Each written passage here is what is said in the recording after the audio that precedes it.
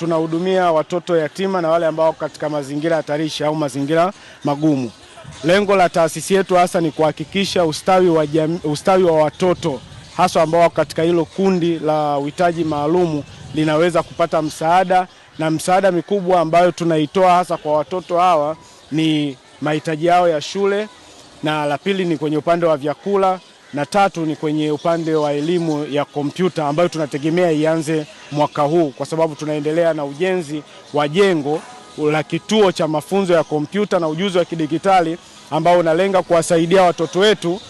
mafunzo haya ya kidigitali ambao pia utawapa nafasi ya wao kuweza kujiajiri, lakini pia kutengeneza ajira kwa kuanzisha makampuni ambayo yatasaidia taifa letu na nchi yetu kuweza kupiga hatua, lakini wao pia watakuwa ni nafasi kwao kuweza kujikwamua. Ambao watoto wetu takribani 300 tunajumuisha pia na watoto ambao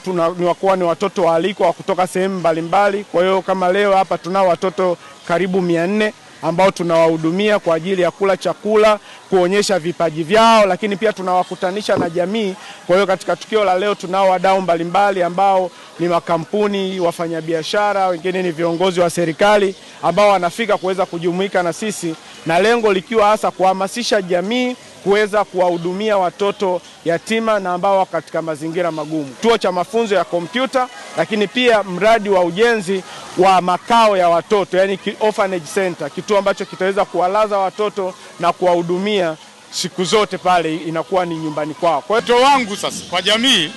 kwa sababu matendo yote ya ukatili yana adhabu kubwa,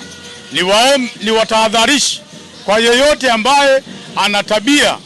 za kuiga kwenye mitandao au kwa namna yote ile, kwa sababu yote ile ajiepushe nayo, kwa sababu pindi atakapobainika na ushahidi kukamilika, adhabu yake sio kifungo, ni kifungo cha zaidi ya miaka 30. Kwa hiyo ni watahadharishe sana kwa hilo, kwamba jeshi la polisi liko kazini na tunawahamasisha umma kujenga tabia ya kutoa taarifa ili mwisho wa siku haki iweze kutendeka. Najisikia vizuri na ni fahari kubwa kwangu, kwani kituo hichi kinatusaidia vitu vingi kama vifaa vya shule, chakula